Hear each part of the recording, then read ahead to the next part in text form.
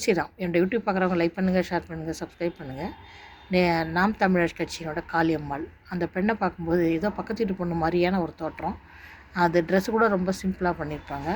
தமிழ்நாட்டில் இப்போ இருக்கிற ஒரு லேடி அரசியல்வாதிகள் மற்ற எல்லாரை விடையுமே அவங்களோட பேச்சு திறமை ரொம்ப நல்லா இருக்குது. ஆளுமை இருக்குது பேச்சு திறமையில். எதையும் அடித்து பேசுவாங்க.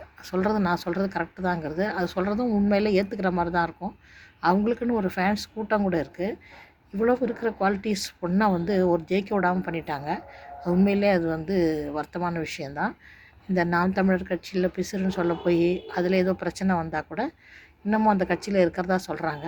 அவங்க ஒரு வேளை நேற்று கூட போய் சீமானை போய் பார்த்து பேசிட்டு வந்திருக்குறாங்க. அது நல்ல ஒரு ஆளுமை மட்டும் இல்லை, ரொம்ப டேலண்டான லேடி மாதிரி தெரியுது. அவங்க இந்த கட்சியில் இருப்பாங்களா இருக்க மாட்டாங்களா நம்மளுக்கு தெரியாது. எந்த கட்சியில் இருந்தாலும் சரி அவங்களுக்கு ஓட்டு போடுங்கப்பா. ஏன்னா இந்த பாலிட்டிக்ஸில் இருக்கவங்க 99% என்ன செய்கிறாங்கன்னா சம்பாதிக்கிறதுக்கு தான் வராங்க. யாரும் மக்களுக்கு சர்வீஸ் பண்ணுறதுக்கு வர்றதில்லை. 99% அப்படி தான் இருக்கிறாங்க.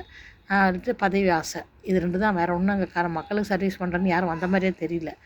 அதில் இந்த லேடி கொஞ்சம் மாறுபட்டு இருக்கிறாங்க.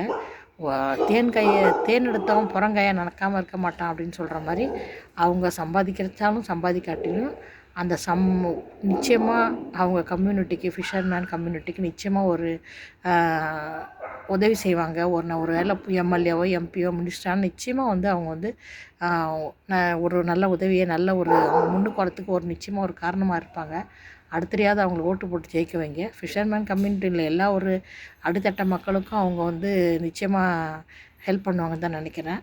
அதனால் இதை நீங்கள் ஹெல்ப்பை பண்ணுங்கள். ஏன்னா போன தடவை தோக்க வச்சிட்டிங்க அவங்கள. அது ஒரு பெரிய தப்பாகிடுது. அது அந்த மாதிரி உண்மையெல்லாம் ஒரு செய்யணுன்னு இன்ட்ரெஸ்ட் இருக்கவங்கள ஜெயிக்க வைக்காமல் விட்டிங்கன்னா அந்த மாதிரி இன்னொரு இளைய சமுதாயம் வர்றது கூட பயப்படும். ஏன்னா ஏற்கனவே இந்த அம்மா இவ்வளோ கஷ்டப்பட்டது, அதுக்கே கொஞ்சம் ஜெயிக்க வைக்கல, நம்ம வட்டா மட்டும் என்ன ஆக போகுதுன்ற மாதிரி ஆகிடும்.